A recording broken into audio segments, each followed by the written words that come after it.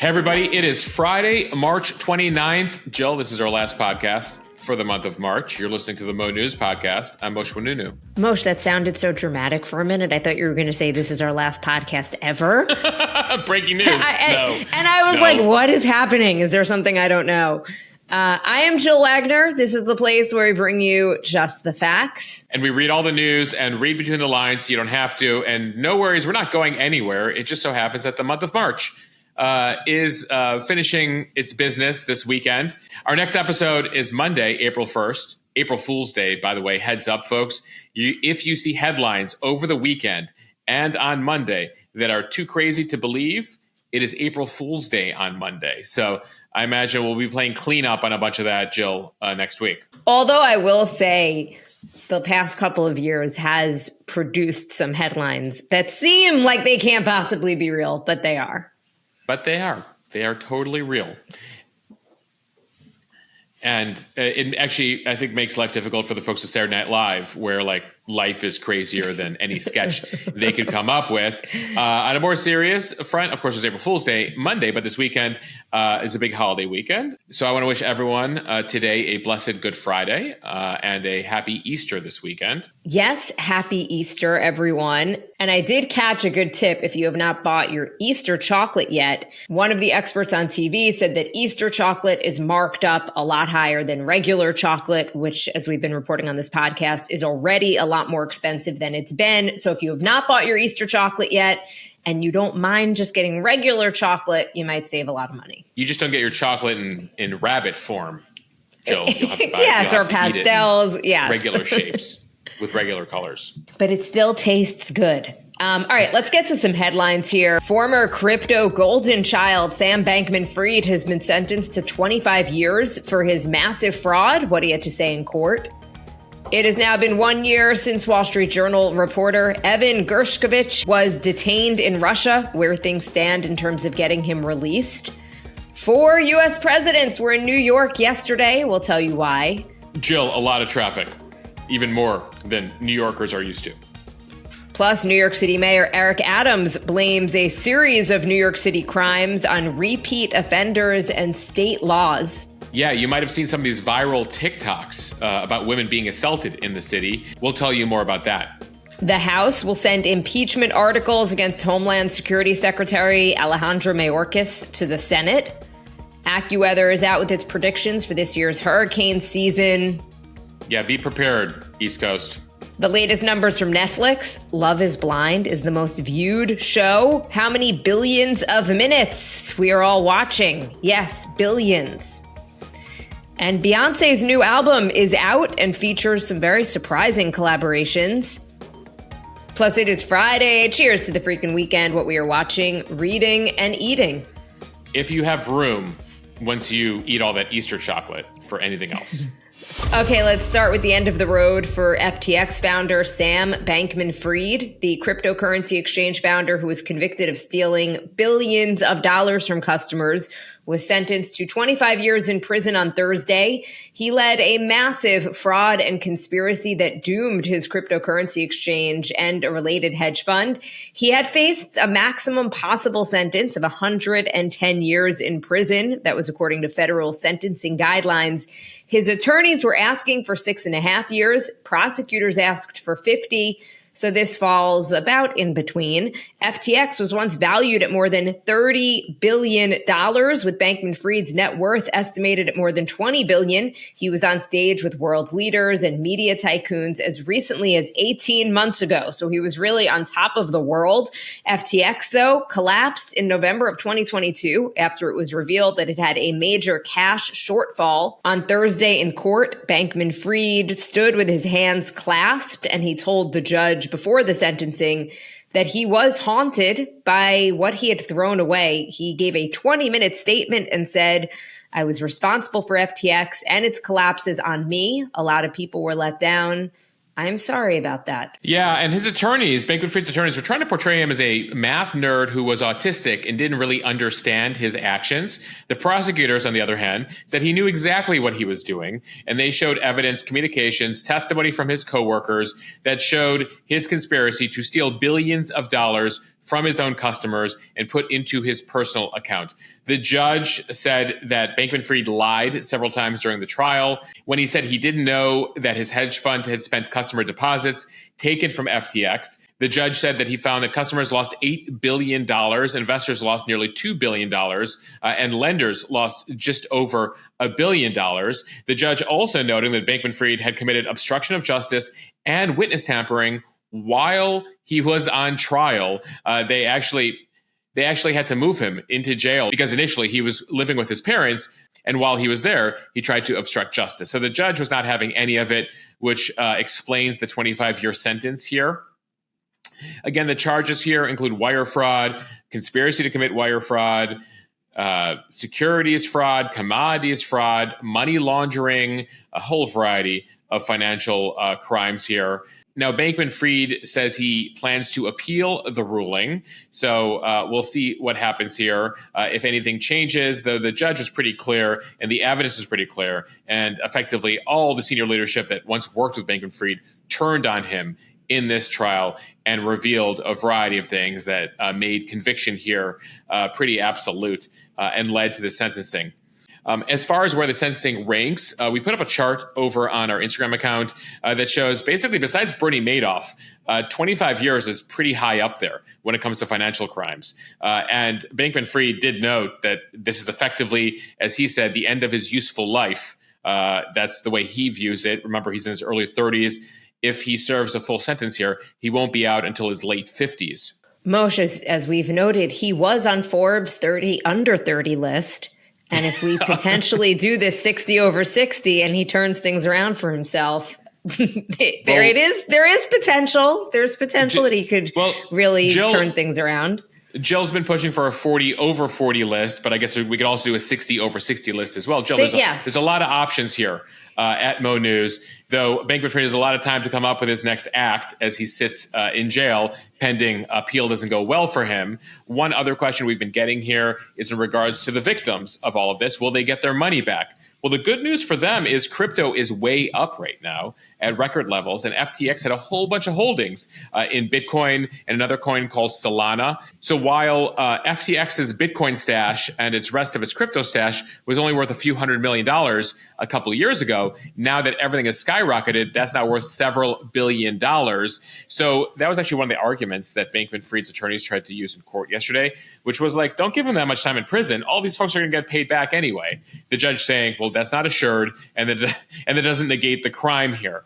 But there is potentially good news here, again, for the FTX customers that lost it all or nearly lost it all here, as it appears FTX has a good stash of crypto that is worth a lot of money right now. And Moshe, today marks 1 year since Wall Street Journal reporter Evan Gershkovich was detained in Russia, making him the first U.S. journalist to be detained there on an allegation of espionage since the end of the Cold War. A Russian court just extended his detention by 3 months to bring attention to Evan, who is 32 years old. The Journal newsroom has been holding a read-a-thon, a public reading of his reporting by peers and colleagues for 24 hours. And they are encouraging people to share his story on social media platforms with the hashtag #IStandWithEvan. MSNBC interviewed the Wall Street Journal publisher, Amar Latau. He says it's been really hard to understand exactly what is going on with his case. He said even his lawyers, Evan's lawyers, are under an NDA, and they can't even speak to the Journal about the case, even though they're technically working for them. His parents went over to Russia just once, some for a couple of minutes during one of those hearings that we've now grown accustomed to, where Evan is in a glass cage. And so it's hard to really penetrate through his prison walls and really understand what's going on there. We're told he's in good spirits. We're told that he's reading, that during the 1 hour that he is allowed to be outside, he exercises, he has a cellmate with whom he converses, and he is resilient. But that's what we're told. He says Evan has been trying to stay hopeful and that the Biden administration says it is committed to freeing him. But what are the chances that Evan might actually get out? Well, Gershkovich was wrongly detained by Russian authorities while reporting in an area east of Moscow for the Wall Street Journal. He is in pretrial detention until at least late June. He faces up to 20 years in prison. He's not the only person the U.S. says is wrongfully detained. Paul Whelan, who is 54, has been held since 2018 on espionage charges and was sentenced to 16 years back in 2020. Wrongful detention is when someone is held by a foreign government for the purposes of influencing U.S. policy or extracting political or economic concessions. The U.S. government negotiates for their release. There are some other Americans in custody as well, like Russian-American journalist Alsu Kermasheva, who was visiting her mom over the summer when authorities apprehended her for editing a book that criticizes Russia's war in Ukraine. Jill, this has been a strategy here for Putin in the last couple of years. As of just a couple of years ago, Whelan was the only one who was held. But over the last 6 years, Putin has really tried to stockpile his prison, so to speak, with Americans. The goal? Prison swaps. So as we think about how Gershkovich or anybody else can get out, it likely will only come through a prisoner swap. And apparently there have been a number of talks, but what Putin is asking for apparently is not something the American government is willing to deliver on. In addition to Gershkovich and some of the people you mentioned, Jill, there's also an American teacher, Mark Fogel, who was apprehended back in 2021 for carrying medicinal marijuana. He's currently on a 14-year prison sentence. And then just last month, we told you about Ksenia Karelina. She's actually a dual U.S.-Russian citizen who was detained. Her phone was searched, and a donation to a Ukrainian charity for several dollars has been used to now keep her in jail after they searched her phone trying to find evidence. Now, there was success, right? We told you last year about the release of WNBA star Brittany Griner. She was exchanged in a prisoner swap for a Russian arms dealer named Victor Bout, known as the Merchant of Death. Now, as far as who Putin wants here in potentially future exchanges, now, as far as who Putin wants in a future prisoner swap, the Kremlin is said to have its eye on Vadim Krasikov.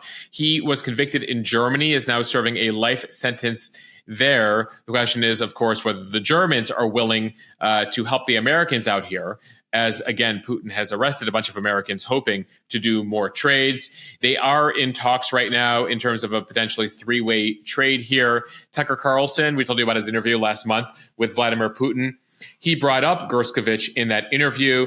And there, Putin always answers in like very long-winded circles to most questions. He seemed to suggest that he would be open to a trade for Gershkovich. The question, of course, again, is who does Putin want in exchange? By the way, if you are looking for more information on Evan Gershkovich or want to send a note to his family, you could do that at wallstreetjournal.com, WSJ.com/Evan.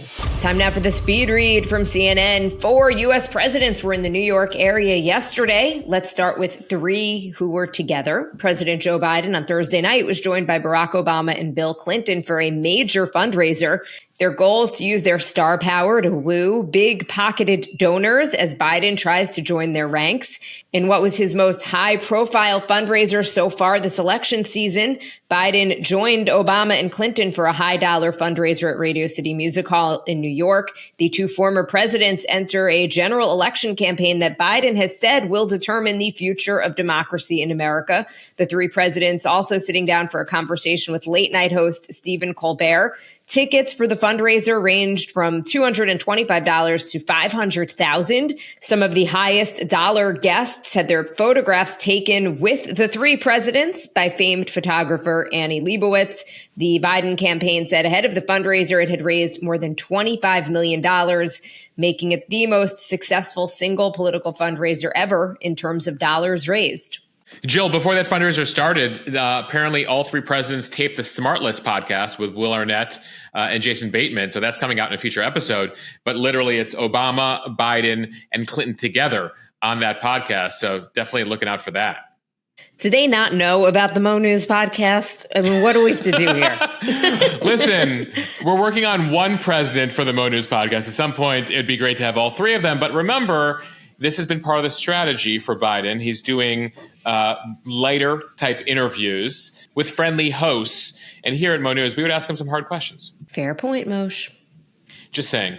Not to say he wouldn't do it, but I think they're going for the entertainment feel with this pod. Nonetheless, I think a lot of people will be interested in that conversation. Back to last night's fundraiser, about 5,000 people. Queen Latifah, Lizzo, Ben Platt, Leah Michelle were among the performers last night. And it goes to show that it is a full court press right now for Democrats to get Joe Biden reelected. We've told you about those poll numbers, the advantage Trump currently has. And they effectively had all the living former Democratic presidents. Of course, Jimmy Carter right now is 99 years old and in hospice, so not really able to do that. But the three of them together, imagine you'll see more of that. Obama has vowed to do more on the campaign trail. So has Bill Clinton. And both of them still very popular with the Democratic base. And that's something that's going to be key here for Biden to get reelected. He's got to appeal to the middle, but he's got to churn out the base. And the other two gentlemen, in particular, Barack Obama, have the ability to do that. At least they're hoping for that at the White House. And it comes as Obama has been calling Biden and the chief of staff at the White House, trying to give them advice through the process here. The New York Times had a story discussing that this week. And he's been taping some content for social media there to help boost Biden there. It reinforces, Jill, this whole notion on the far right that Obama is really the puppet master here. For the most part, Obama sort of sat out the past couple of years, folks. But with the election coming up and realizing that, any gains made in these 4 years would then be pulled back by Trump, as in, Obama saw that in 2016 with Trump's election, that many things that Obama accomplished that he was very proud of, Trump was able to reverse, right? Because Trump was against them, and they don't want to see that happen again next year if Biden is to lose after one term. Speaking of Donald Trump, he was also in New York on Thursday attending the wake of NYPD officer Jonathan Diller, who was slain in Queens earlier this week. Diller was killed during a traffic stop on Monday. Former President Trump saying we've got to toughen it up. We have to get back to law and order. We have to do a lot of things differently because this is not working. And this is a case that is getting a lot of national attention and putting the spotlight on how soon repeat offenders are allowed back on the streets.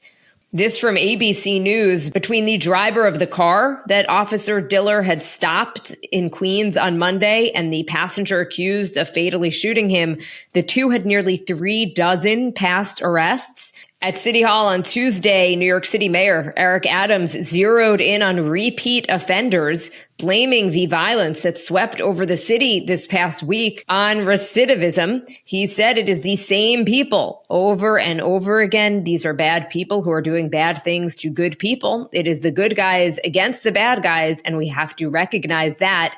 The suspect accused of shooting and killing the officer is 34-year-old Guy Rivera. He has been arrested 21 times before, including for 9 felonies. And that's for things like assault and robbery, possession of a controlled substance. The other suspect, who police say was in the vehicle during the encounter, is 41-year-old Lindy Jones. He has 14 prior arrests. He's been charged with attempted murder and robbery. And he was arrested for criminal possession of a weapon for having a loaded firearm last year. Both have been in and out of jail for years. Yeah, the mayor here, and he's been a critic of this, and we should say the mayor is a former NYPD officer himself, says that the current laws are part of the problem, that the DA's office is overwhelmed, underfunded, and that there are a large number of cases that are being dropped or dismissed because they just can't manage the amount of cases. So these folks are being let back out onto the streets. One thing that's come up, Jill, is discovery reform. There are a lot of new laws that impose a lot of requirements when it comes to evidence collection on prosecutors. They just can't get to all of it fast enough, which again is leading to criminals being let back out or just prosecutions not happening. And another story, Moshe, that we have been looking at on our Instagram feed, a growing number of women say that they have been punched in the face while walking in New York City. Hallie Kate, a New York City-based TikToker, posting a video on Monday shortly after getting punched in the face by a stranger. A number of other young women in New York sharing similar stories of being assaulted in broad daylight. It is unclear whether the reports are part of a broader coordinated attack on women or how many people have been perpetrating the assault. In most most cases, the women said a man initiated the attack. There are certain patterns that have emerged from the initial series of TikTok videos. Some victims have shared similar details about being on the phone when the assault happened. At least 2 say they were attacked near Times Square, though the assaults happened on different days. Others said the attacks were in neighborhoods including NoHo, the East Village, and Brooklyn. Yeah, we don't know the number here, or if there's just a couple perpetrators, or even the time frame in some cases, because this one video is inspiring others to share their story. Though in response, the NYPD has put out a statement saying they have arrested and charged a 40-year-old man for the assault on Kate. And apparently he has a history of similar assaults. So again, hopefully not too many out there, or frankly, anyone seeing these headlines and being motivated for a copycat style attack here. The NYPD saying they are launching a broader investigation into the incidents to see whether they're related, and again, how many there are and how many individuals could have perpetrated them. As far as overall crime, though, there has been a decrease in shootings, murders, larceny, a whole number of crimes in New York City over the course of the past year, though there has been a slight uptick, a couple % in felony assault. Misdemeanor assault is also up about 10% from this time last year, and has gone up overall 15% over the past 2 years. So while a number of crimes are down, they are seeing a slight uptick in these assaults. Moshe, I reshared your post on my feed just a few minutes ago, and already one of my friends who I haven't spoken to in a while, but she just messaged me that said that the same thing happened to her. So clearly this is something to be taken quite seriously. At the same time, I don't want to create this sense of panic if you're in New York City or if you're visiting the city. It is still considered one of the safest large cities in the country. The safest big city, actually, if you look at numbers. Keep in mind, New York City, folks, for context, 9 million people. So larger than half the states in the country. 4.5 million of those people are women.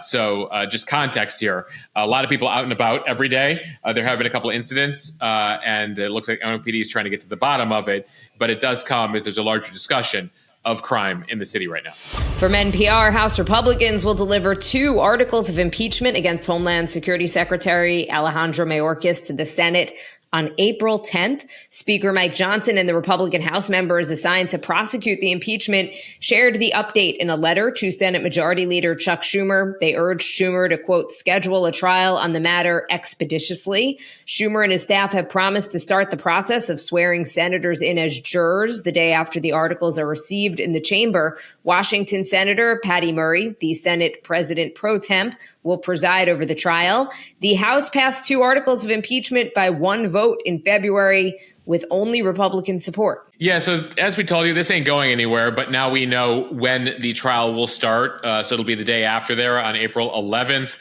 Be pretty quick. Historically speaking, this is still significant. Mayorkas is the first cabinet member to be impeached since the 1800s, since the Secretary of War under Ulysses Grant back in 1876 was impeached. But there's a lot of skeptics, obviously on the Democratic side, but also a number of Senate Republicans who do not believe that Mayorkas' actions rise to the standard of, quote, high crimes and misdemeanors. That's the standard for impeachment. Many Republicans saying, listen, we disagree with him on policy. We don't like his policies, but that doesn't mean he should be impeached or removed from office. So no questions asked here. Democrats run the Senate, so no chance of him being convicted here. Honestly, the interesting question will be how many Republicans actually vote for conviction after a short trial here. That'll be a number to watch. From AccuWeather, the U.S. should brace for an explosive hurricane season this year, with the potential for a record-breaking number of storms sweeping in from the Atlantic Ocean. The Atlantic hurricane season officially gets underway on June 1st, and it runs through the end of November.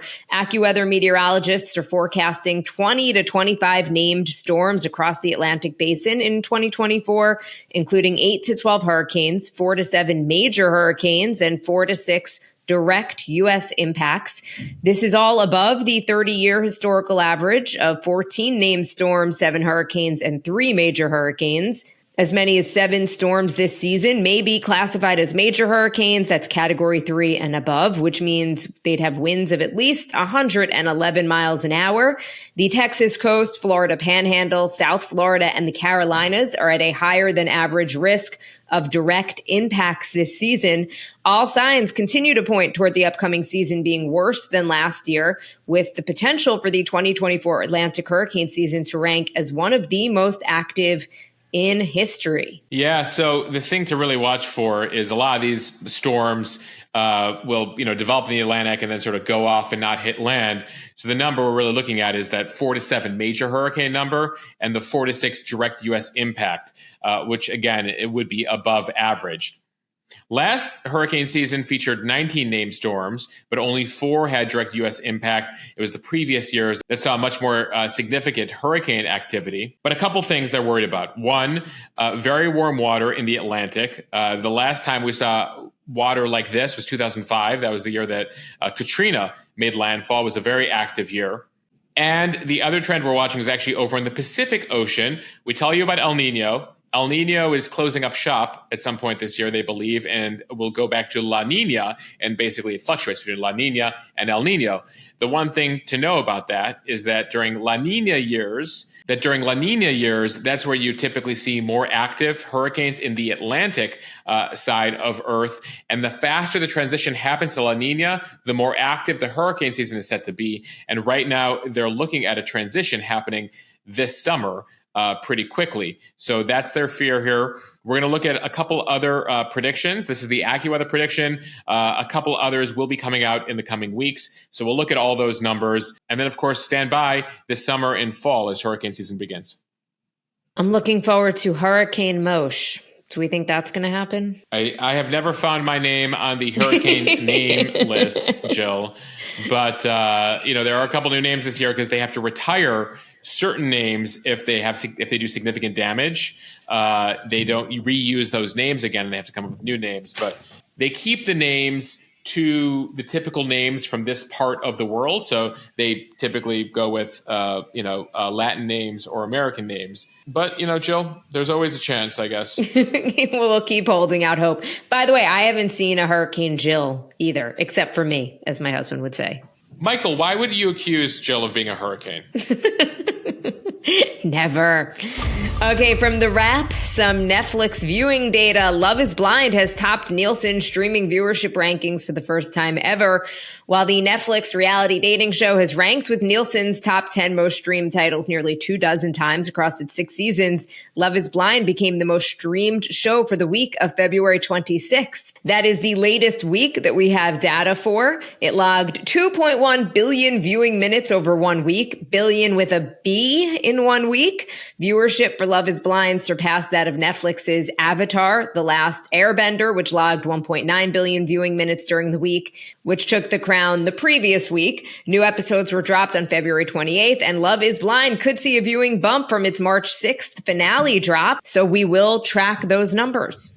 Jill, when you add up week over week after week, there are, I think, almost 20 billion minutes of Love is Blind has been viewed so far this season. So you have Love is Blind, you have Avatar, then coming up, number 3 is Bluey. No surprise, 1 billion minutes a week are typically viewed of Bluey. And then there's all the reruns, which I always find this fascinating on Netflix. 4th place on the viewing chart, Young Sheldon, followed by Brooklyn Nine-Nine, Grey's Anatomy, Suits, and NCIS. Rounding out the most watched shows on Netflix. Suits, still going strong. Still going strong. Surprising the actors at Suits who are like, we last shot an episode like 8 years ago, and they've had this crazy revival on Netflix.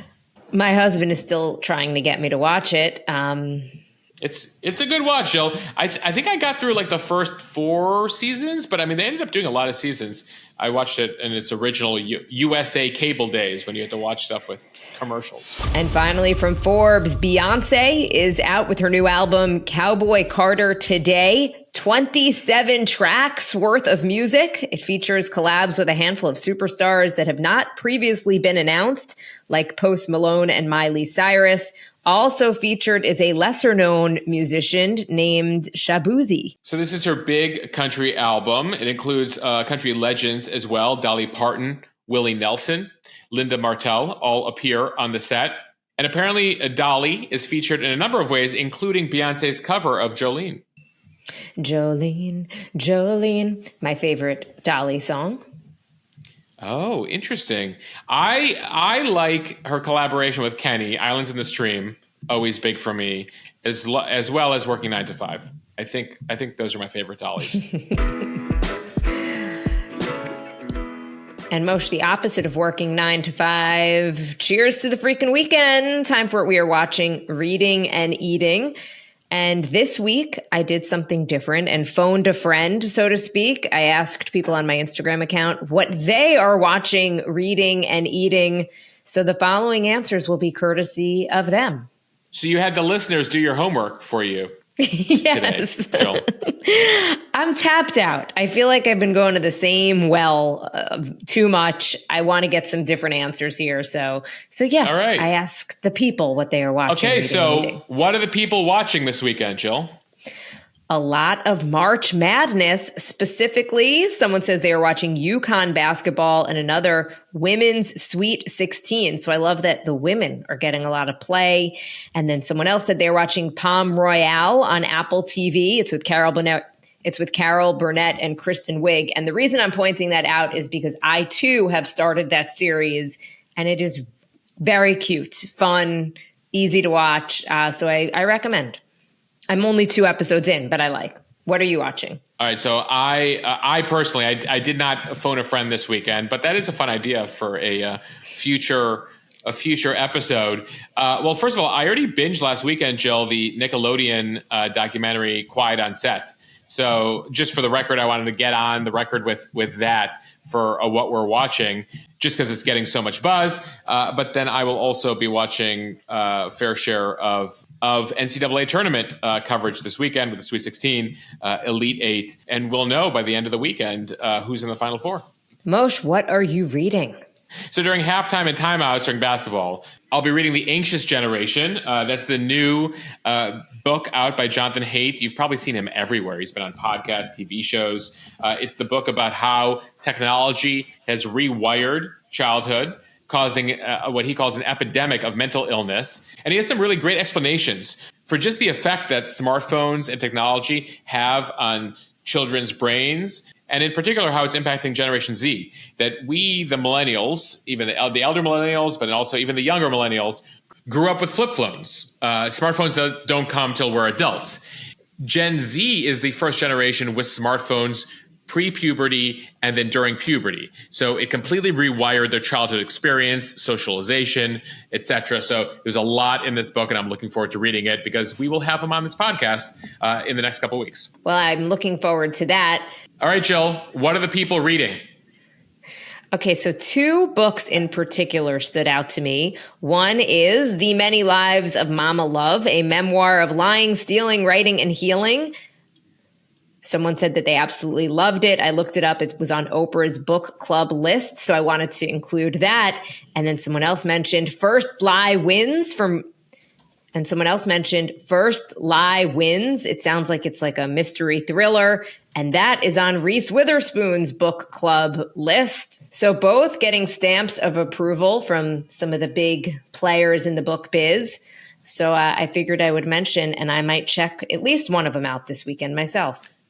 All right. And finally, what are the people eating this weekend, Jill? Okay. I got a lot of people who say that they are eating chocolate. Specifically, Florentine says she is eating chocolate pie on Easter. And then Rebecca tells me she is eating lemon bars. She says she has a lot of fresh lemons on her tree, so she is making lemon bars. I then responded by asking, how do you make lemon bars? And she sent me the recipe, and it actually sounds great. So I will ask her permission, and if she says it's okay, I will share it on my Instagram. I'll also share all of the responses because there's some really good suggestions for anybody else who is looking for something to read, eat, or watch. Jill R. Wagner, that's my Insta. Moshe, what are you eating? Jill, for twice in the last week, we went to Swoonies in Brooklyn. It's a new restaurant right around the corner. It's located over in Carroll Gardens. If you're familiar with Cafe Spaghetti, it's from the same people who brought you Cafe Spaghetti. But it's a cute little restaurant, and we liked it so much. we ended up going there twice in the last week. So shout out to Swooney's Bar and Grill. That is a move that we pull in this house. When we find a restaurant we like, we just keep going. We don't need to keep trying and seeing what else is out there. And, you also realize as a new parent, that room for a stroller becomes really important, and how a restaurant treats parents, specifically, moms who are breastfeeding. Is there a changing table? All of that stuff you don't think about until you have kids and you're like, oh, like what restaurants work for our lifestyle now. So appreciated them, but appreciate all the restaurants that do make a point of being accommodating to parents of young children. Absolutely. We took our kids to a local Italian place around here, Pizzetta. And when I tell you what was on the floor when we were about to leave, it was like half of all of the food that they brought us ended up on the floor. And I was actually really embarrassed, and I was like trying to clean it up. And one of the waiters or one of the people who worked there looked at me and he was like, "Stop. Don't worry about it. We got it. We're used to it. This is our job. Enjoy your dinner." And I was like, I'm like, it was so refreshing. It was so comforting. And we'll be back. I mean, we have been back. It's one of our staples. It's on our rotation, but that kind of thing does not go unnoticed. All right, Jill, want to wrap up this week? I want to keep talking, Moshe. Okay, no, let's wrap things up. Thank you for listening to the Mo News podcast. If you like what you hear, share this with your friends. It will help us grow. For real, it does. We appreciate it. Follow us, subscribe so you don't miss an episode, and please review us in the App Store. Yeah, thanks everyone for the support there. Thanks everyone for the support for the Mo News interview podcast. We got coming your way next week over on our sister, brother, cousin podcast. And keep in mind, if you have enjoyed Mo News Premium already and you want coverage all weekend long of everything that is happening, as well as deep dives and your answers and my answers to your various news questions, as well as our weekly news quiz, that will all be over on the Mo News Premium Instagram account. So join today over at mo.news/premium. All right, everyone, have a great weekend and a happy Easter.